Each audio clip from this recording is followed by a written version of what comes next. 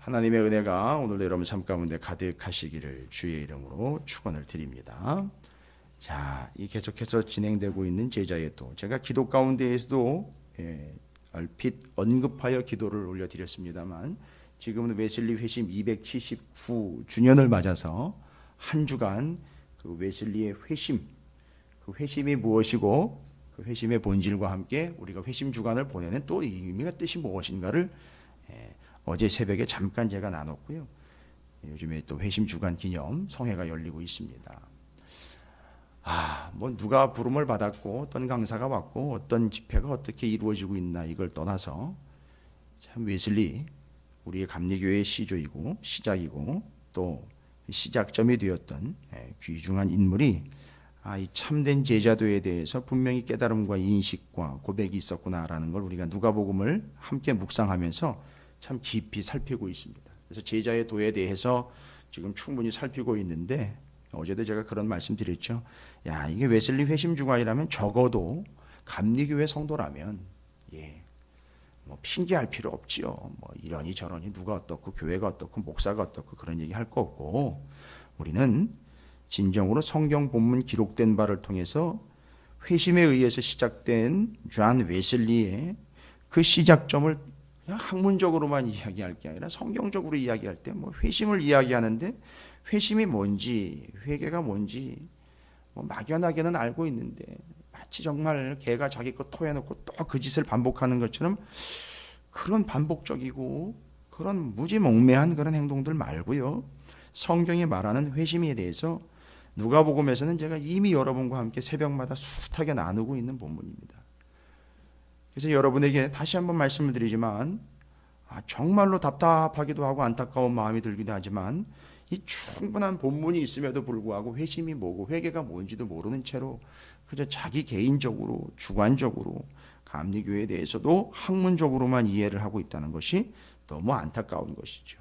그러나 우리는 가난하지 않습니다. 본문이 충분합니다. 누가복음만 좀 제대로 깊이 있게 묵상을 해도 가이드를 좀 따라서 이렇게 새벽에만 나와도요.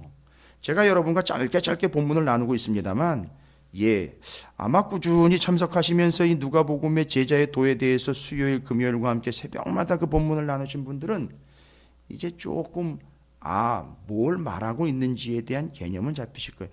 그걸 어디로 연결시키시느냐면요.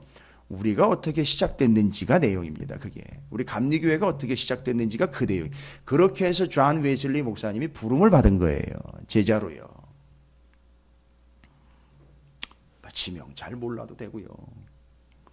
그가 어떤 위치에 있었는지 잘 몰라도 됩니다. 그런데 어떻게 해서 감리교회가 시작이 됐느냐? 바로 그렇게입니다. 아마 이 누가복음이 말하고 있는 내용들이 웨슬리 목사님에게 고스란히 이루어졌던 내용이다라고 저는 믿습니다. 그러면서 제자의 도가 계속되고 있습니다. 오늘도 누가복음 17장 5절부터 10절까지는 쉽지 않은 내용이 소개가 되고 있어요. 역시나 이것도 개인적으로는 오해가 충분할 수 있는 그런 본문이기도 합니다. 본문 자체가 가지고 있는 내용이기도 하고요. 사도들이 주께 여짜오되 우리에게 믿음을 더하소서. 사도들이라면요 정말 공식적으로 선포되고 있는 명칭이죠. 주님을 따르는 12사도에 대한 이야기입니다. 부름을 받아서 보냄을 받은 자들로 선택된 자들입니다. 그러니까 무리가 아니라 그냥 일반적인 제자도 아니고요. 부름을 받아서 무엇인가 목적한 바를 이루기 위하여 따로 선택을 하여 따로 보낸 자. 이걸 이제 사도라고 이야기할 수 있겠어요. 여기서 이제 의미상 그걸 얘기합니다. 아마 그들이 나갔다가 돌아온 것 같아요. 그럼 뭐 어디로 나갔다 돌아왔는지는 모르겠지만 사역을 감당하여 보냄받은 바에 합당하게 어디로 갔다 와라 어디로 갔다 와라 아시지 않습니까? 뭐 둘씩 짝을 지어서 보내기도 하고 어느 지역의 주님은 단 한 사람을 위해서 갔다 오시기도 하고 여러분 거라사의 광인을 위해서 갔다 오기도 합니다. 두로와 시돈 지방에 귀신 들린 딸을 가지고 있는 그 어머니 하나 만나러 두로와 시돈 지방으로요. 갈릴리에 있다 그 위로 한참을 올라갔다가 내려오기도 합니다. 그 딱 한 사람 때문에 그 딱 한 가정 때문에 올라갔다 오기도 합니다. 그런 것들을 제자들은 봤습니다. 사도들은 보고 주님처럼 그렇게 갔다 온 것 같아요. 그런데 갔다 와서 주님께 여짜오되 말씀을 전하는데 주님 우리에게 믿음을 좀 더해 주십시오라는 거예요. 갔다 와 보니까 가서 해다 보니까 조금 능력이 조금 더 있었으면, 내가 능력이 조금만 더 있었으면 요것도 조금 더 할 수 있었고 저것도 조금 더 할 수 있었을 것 같은데 내가 능력이 조금 부족했던 것 같습니다.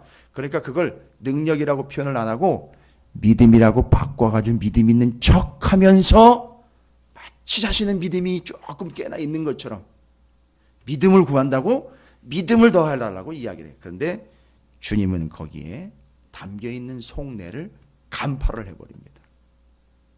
그러니까 이 사람들은 믿음을 뭘로 착각을 한 거냐? 믿음을 능력이라고 착각을 한 거예요. 내가 귀신을 내어 쫓으면 그게 내가 믿음이 좋은 건지 착각을 하고 있었어요. 귀신도 하나 내쫓으면 믿음이 조금 덜한 거고 귀신을 7을 내쫓으면 어마어마한 믿음이 있는 거다라고 착각을 합니다. 여러분 누누이 제가 말씀드리고 본문도 누누이 얘기하죠. 귀신도 내쫓고 어마어마한 능력을 하겠습니다. 난 네가 도무지 누군지 모르겠다. 뭔 얘기입니까?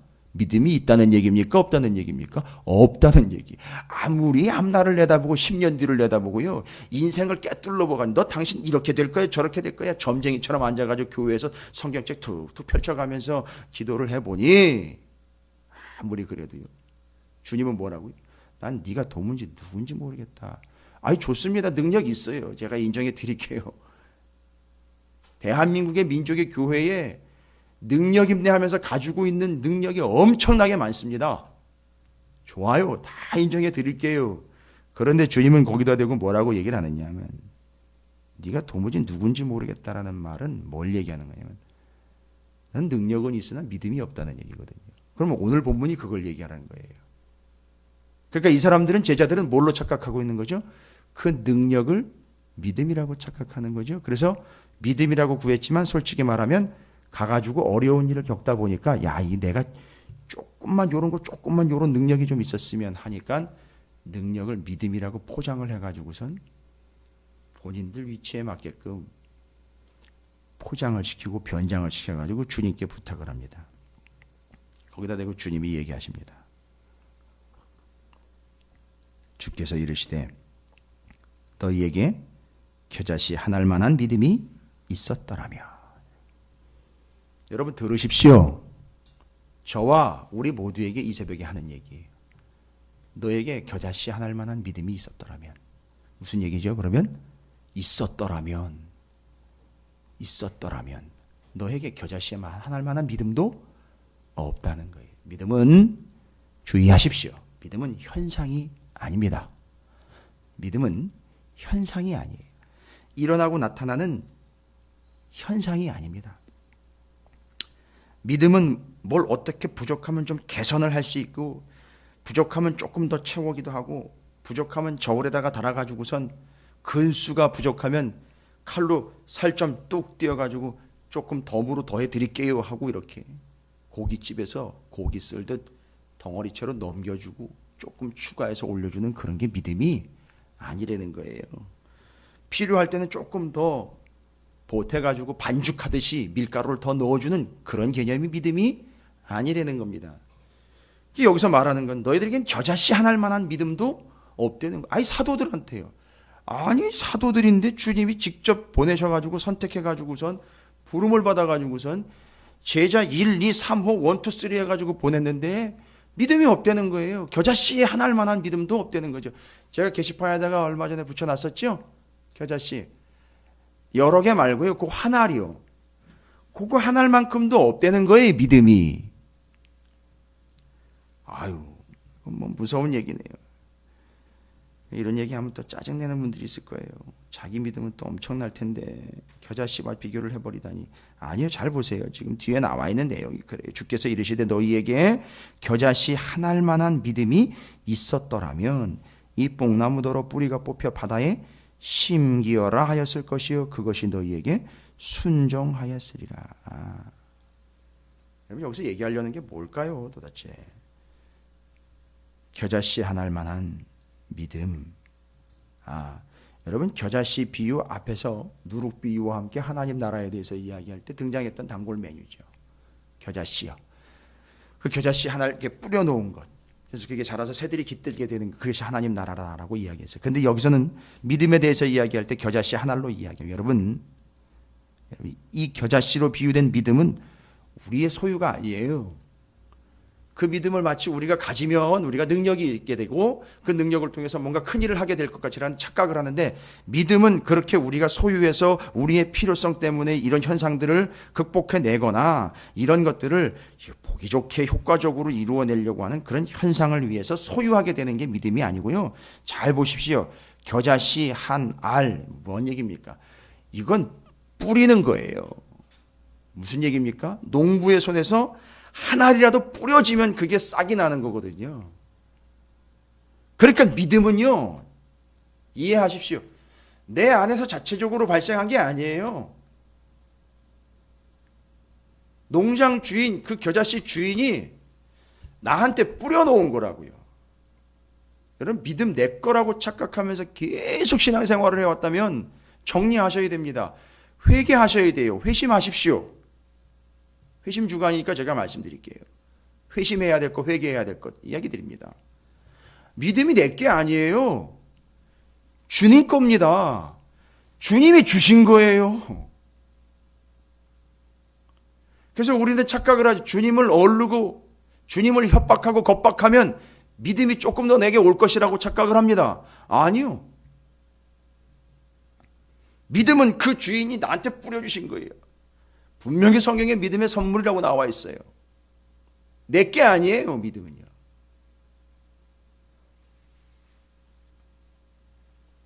그래서 헬라어로 주님의 믿음이라는 표현이 나와요. 주님의 믿음. 근데 그게 두 가지로 해석이 돼요. 주님을 믿는 믿음과 주님이 가지고 계셨던 믿음. 이렇게 해석이 돼요. 제가 왜 이렇게 여러분에게 강력하게 얘기를 드리느냐 하면, 왜 믿음이 내 게 아니냐 하면, 여러분 히브리서에서 여러분이 알고 계시는 중요한 구절, 제가 뭐 신방 가서도 함께 나눈 구절이기도 합니다만, 믿음의 주요 온전케 하신 이인 예수를 바라보자라는 것 기억나십니까? 히브리서예요. 이 지난주 일부 예배 때도 제가 말씀을 나눴. 믿음의 주요, 이게 그렇게 설명이 돼야 된다는 거죠. 믿음의 주, 뭔 얘기입니까? 그 믿음의 주인인 예수 그리스도, 믿음의 대상인 예수 그리스도를 얘기하는 거예요. 그러니까 그 믿음은요, 다른 거 얘기하는 게 아닙니다. 믿음은 내가 가지고 있는 마치 활용 가능한 현금성 은행 잔고처럼 있다가 가지고 쓰고 없으면 채워놓고 하는 이런 개념이 아니고요. 믿음은 겨자씨를 뿌리는 자가 뿌리면 떨어져 싹이 나고 거기에 새가 깃드는 것처럼 그 믿음의 주, 바로 믿음의 대상이요, 믿음의 소유주인 예수 그리스도와의 관계를 이야기하는 겁니다. 믿음은 그분과의 관계를 이야기하는 거예요. 그래서 큰 믿음이 어떤 믿음이라 그랬죠? 이제 설명이 가능하잖아요. 그 믿음의 대상인 주님과의 관계가 믿음이에요. 근데 믿음이 큰 믿음이 있고 작은 믿음이 있어요. 큰 믿음은요, 보세요. 7 귀신 내쫓을 수 있는 능력을 큰 믿음이라고 착각을 해요. 노 땡큐입니다. 그건 큰 믿음이 아니고요. 분명히 말씀드렸잖아요. 믿음은요, 그 믿음을 주신 그분과의 관계예요. 그런데 이 사람한테 큰 믿음이 있어요. 무슨 얘기입니까? 주님이 크다고 믿는 게 큰 믿음인 거잖아요. 이게 관계인 거예요. 여러분, 이걸 믿으시기 바랍니다. 이런 믿음이 있게 되기를 바랍니다. 그분이 큰 거지 내가 큰 게 아니에요. 넌 왜 이렇게 작아? 그리고 그 겨자씨만 할 그 믿음 하나 받고는 넌 왜 그렇게 겨자씨만 해? 라고 이야기할 수 있는 게 아니에요. 장애물이 아무리 커도 깜깜하게 내 앞을 다 막아, 햇빛을 다 막아고 불빛을 다 막아버려도 내가 믿는 바 주님이 크신 주님이면 그거는 문제될 게 없다는 것이죠. 믿음은 주님과의 관계입니다. 그래서 뒤에 비유가 나와요. 이렇게 나오는 거죠. 너희 중에 누구에게 밭을 갈거나 양을 치거나 하는 종이 있어 밭에서 돌아오면 그더러 곧 와 앉아서 먹으라 말할 자 있느냐?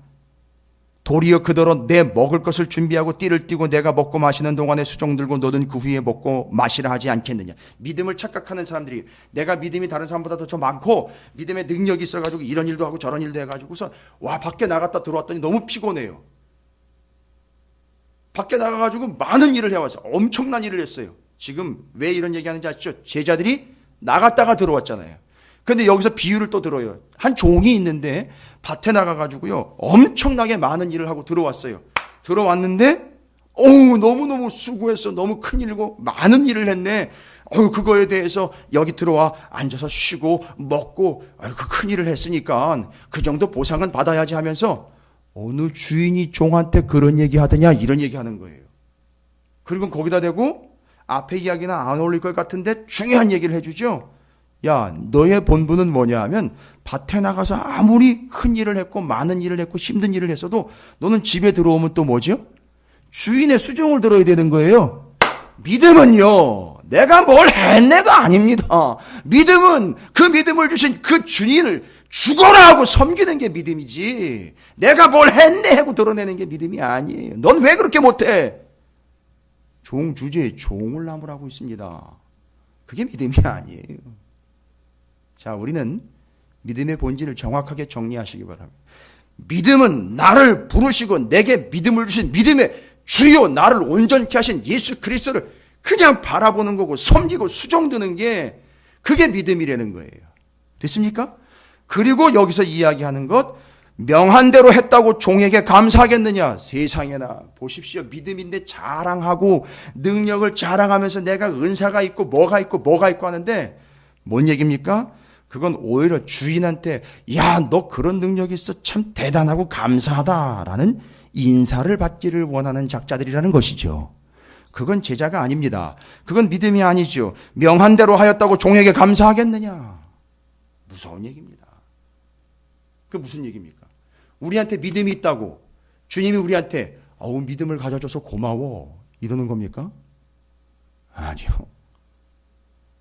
당연한 거예요. 믿음은요. 그 믿음을 주신 분과의 진정한 관계입니다. 수종드는 자의 관계예요. 종과 주인의 관계입니다. 여러분 주종 관계를 분명히 하시기 바랍니다.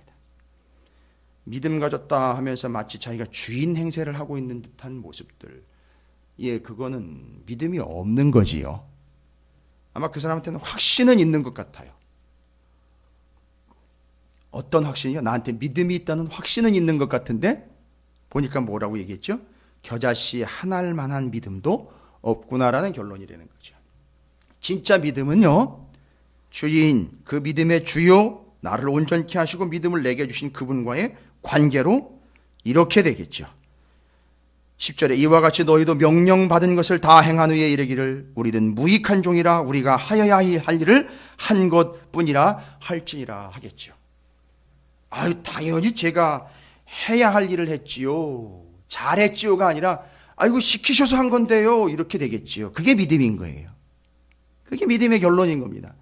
그게 당연한 겁니다. 그래서 믿음은 본질을 정리합니다. 그 믿음을 내게 주신 믿음의 주인 예수 그리스도와 나와의 관계예요. 그건 명확하게 주종 관계입니다. 그래서 그분을 당연하게, 여기 무익한 종이라는 얘기는 쓸데없는 종이 아니에요. 당연한 종입니다 이런 얘기예요. 당연히 종입니다 라는 얘기입니다. 그게 당연하다는 거죠. 여러분 믿음은요, 그러니까 당연한 거예요.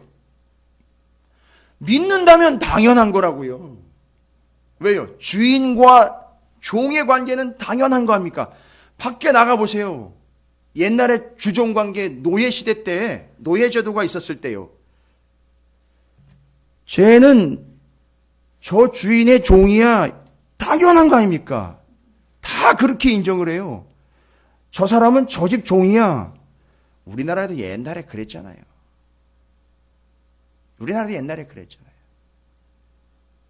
누구의 집에 어느 양반댁에 속한 그 종이냐라는 게 다 드러나잖아요. 심지어는 기둥에다가 귀를 대고 귀를 뚫러버려가지고 누구에게 소속된 종이라는 걸 표시까지도 합니다. 그러니까 나가면은 저 사람은 누구의 종이야? 네 집 종이야. 여러분 바로 요겁니다. 당연한 거예요, 믿음은. 그러니까 우리는 나가면 뭐라고 사람들이 손가락질 아니고요. 사람들이 뭐라고 얘기하겠습니까? 우리를 저 사람은 예수 믿는 사람이야. 요게 믿음인 겁니다. 요게 증명이 돼야 되는 거죠.